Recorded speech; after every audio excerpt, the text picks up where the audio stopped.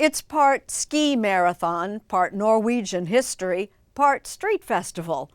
Conor Knighton takes us to the starting line of a race like none other. Birke fever, got me eager as a beaver, got me waiting for winter, got me praying for snow. Birke fever, I'm a true believer, just get me to the start line, I'll be ready to go. We're underway!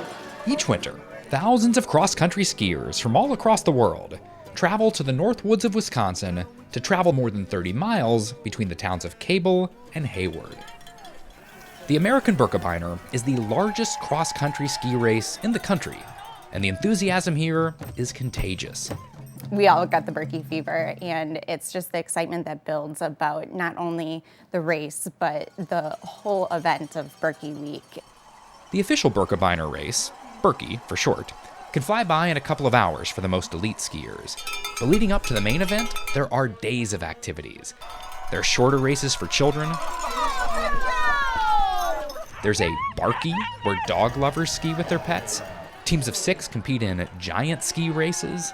It's kind of like Comic-Con for athletes is how I'm looking at it. Jackie and Dan DeRoma are avid skiers. Jackie has skied the Birke 4 times, Dan 17. But for this year's race, they wanted to do things a little differently. These other racers are going to be in spandex, Gore-Tex, you know. Yep. What are you going to be wearing? Full on fur. Jackie, Dan, and Dan's father, Jim, were selected to be mascots of sorts, skiing the entire course on wooden skis, dressed as Norwegian folk heroes, all while carrying a baby doll. It's a tradition with roots in a far older history. Inga, hør, vi tar vare på ham. Du har mitt ord. As portrayed in the film The Last King, in the early 13th century, Norway was in the middle of a civil war. After King Håkon III died, members of the Birkebeiner faction skied his son, the heir to the throne, through the woods to safety. Each year in Wisconsin, 3 skiers reenact the rescue. I think the fact that there is this real story about an event that now you're recreating it, I think that's pretty darn cool and pretty special, and I think it resonates with a lot of people. Ben Popp is the executive director of the American Birkebeiner, which is modeled after a Norwegian race. There, every competitor skis with a baby-weight backpack to honor the warrior's journey. Of course, you may be asking yourself, why is this crazy Norwegian history have anything to do with Hayward, Wisconsin, in the middle of northwestern Wisconsin, nowhere? It all came down to one man, Tony Wise. Tony Wise was born in Hayward and was a born marketer. After serving in World War II, he decided to bring the competitive skiing he observed in Europe back home to Wisconsin, a place where Scandinavian ancestry is common, as a way to encourage tourism. His first Birke race, held 50 years ago, had just 35 participants, most of whom had never cross-country skied before. I swore up and down after that first I would never do anything so foolish again, but... And they're off, ladies and gentlemen.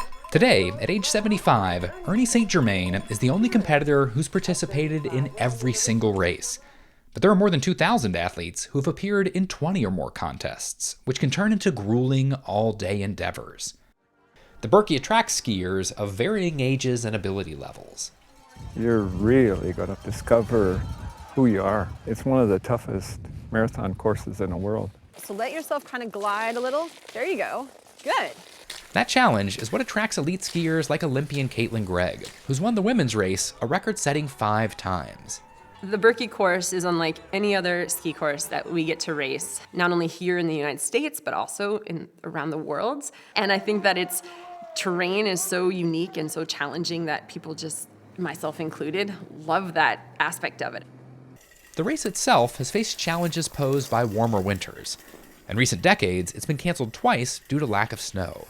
It's really important that we look at climate change and weather, because if we don't have it, well, it's a big loss. The event provides a major boost for the local economy. This town of fewer than 3,000 residents hosts close to 40,000 spectators. On race day, Hayward's Main Street overflows with cheering fans caught up in Birke fever, for which the only prescription is more cowbell.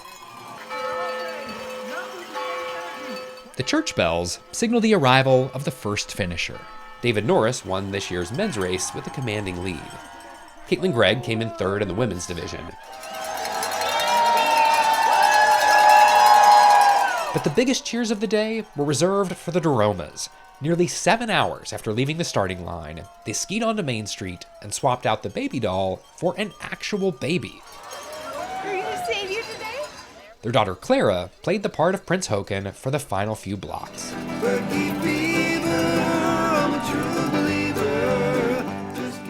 The Birkebeiners saved the day. Until they do it all again next year. I'll be ready to go. Get me to the start line, I'll be ready to